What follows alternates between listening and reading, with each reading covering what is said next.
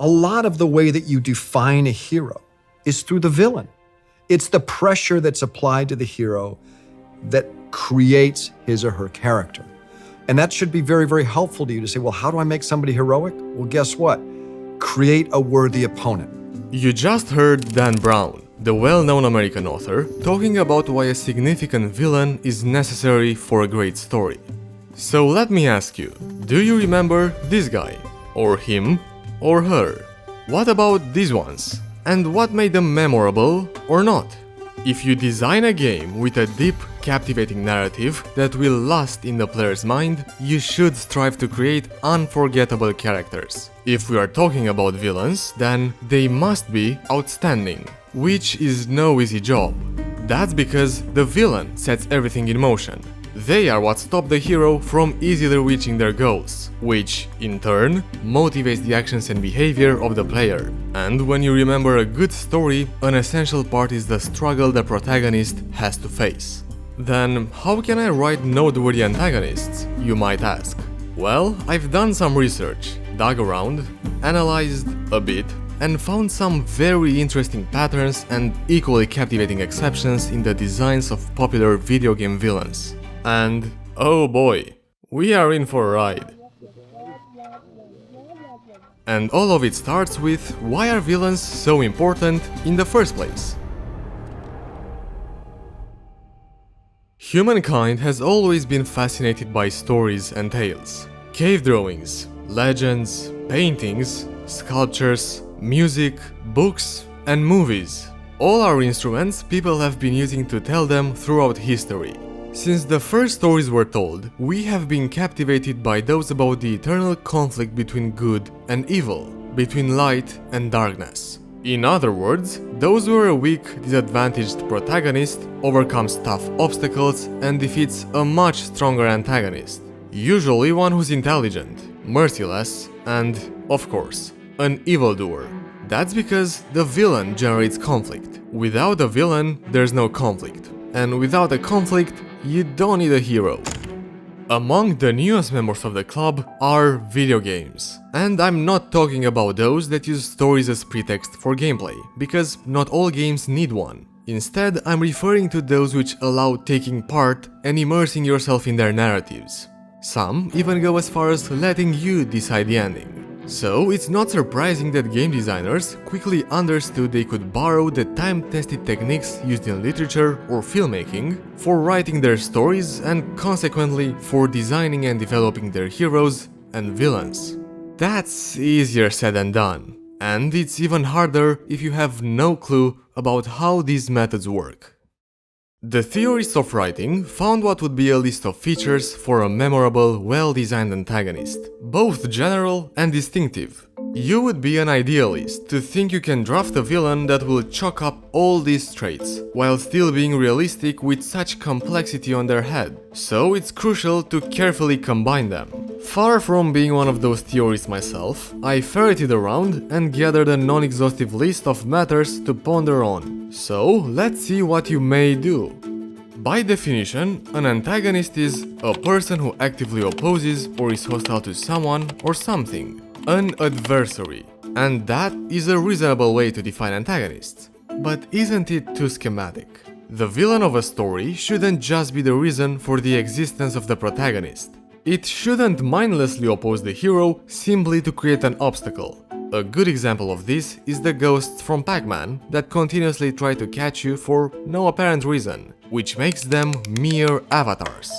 Since then, game villains have evolved from a few cute ghosts to highly motivated aliens that want to destroy planets, and even outlaws with complex personalities put in exceptional situations. For what it's worth, throughout this video I will use antagonist and villain interchangeably, despite them having slightly different nuances. For instance, in Ace Attorney, the arrogant chief prosecutor Edgeworth is an antagonist, being quite literally Wright's opposition, while in the third installment of Assassin's Creed, Haytham is a villain for being not just an obstacle but a real threat to Connor. A good way to start designing a villain is by making them unbeatable, at least in the beginning. The hero must face a stronger, worthy opponent that will cause them endless problems. Otherwise, if the enemy is an easily surmountable obstacle, the hero's mission lacks the logic of the conflict, and their task becomes a simple 9-to-5 job. Nobody appreciates a story that ends quickly, where the good wins in the first 10 minutes. Or in other words, avoid creating a weak villain, because that will only ease the hero's life.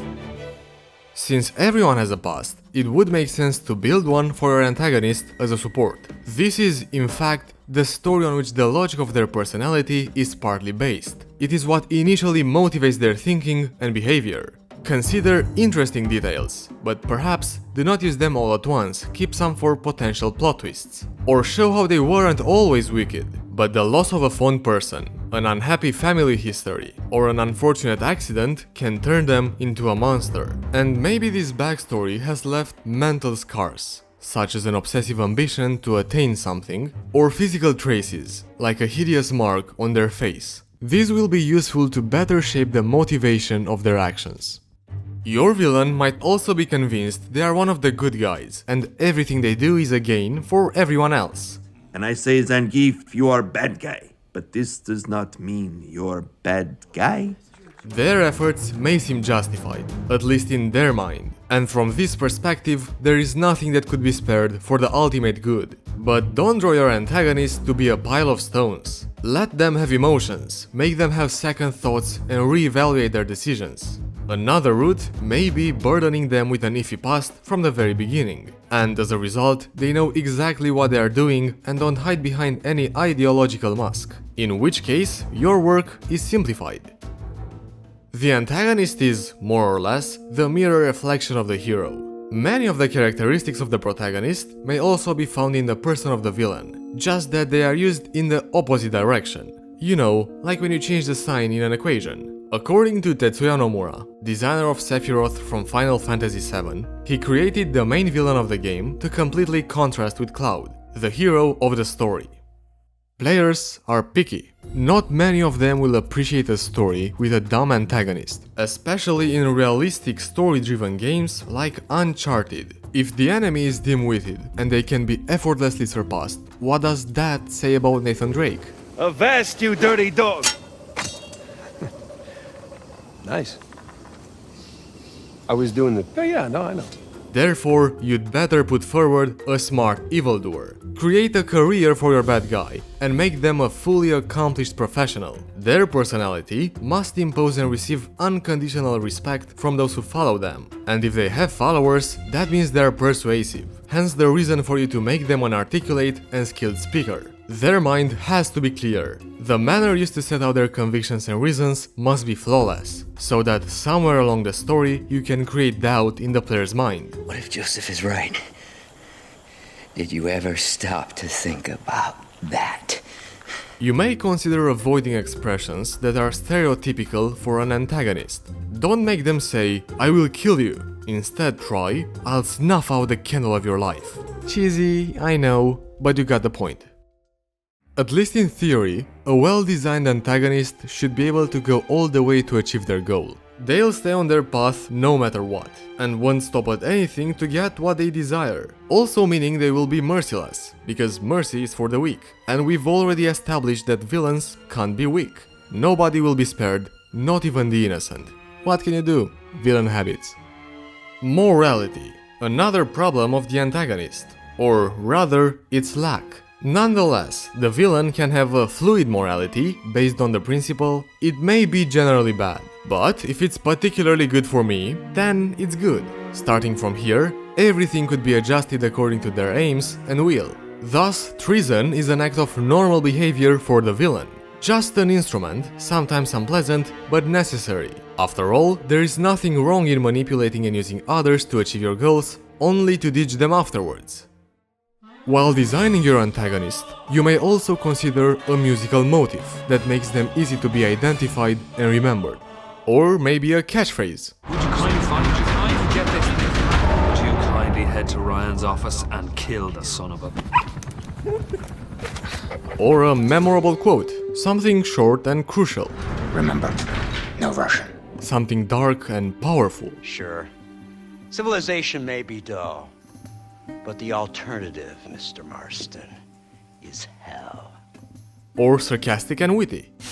Okay, look, we both said a lot of things that you're going to regret. Something like that may help your villain stand out. Going further, if you choose to assign a sex to your antagonist, perhaps you might want to consider the specific details of that feature. Because depending on this choice, you might be able to more realistically shape the character, to come up with a good story for them, determine their motivation, behavior line, and the fuel that powers your antagonist. But at the end of the day, their fate depends entirely on you. You are the one who pulls the strings, who twists and turns the knobs, and makes the entire mechanism move. All of this to create villains that will engrave themselves in the player's mind, and who, in turn, will highlight their counterparts, the protagonists. But that is a topic for another day. Finally, this video is also not a checklist for creating memorable villains, but it's a list of suggestions you might want to consider when writing your story. To conclude, if your bad guy requires complexity, they have to develop along the story as a realistic, three-dimensional character. All these ideas, along with other ingredients, may be used in various combinations, in whole or in part. But as I mentioned, it might not be the best idea to combine all of them, unless you're aiming for the most chaotic villain. One last note on this matter: not all antagonists have to be profound or tragic or whatever. Sometimes your antagonist may rely on just a handful of very well drawn and easy to notice traits. If you choose well, they will... Whoops, wrong tape. They will be remembered.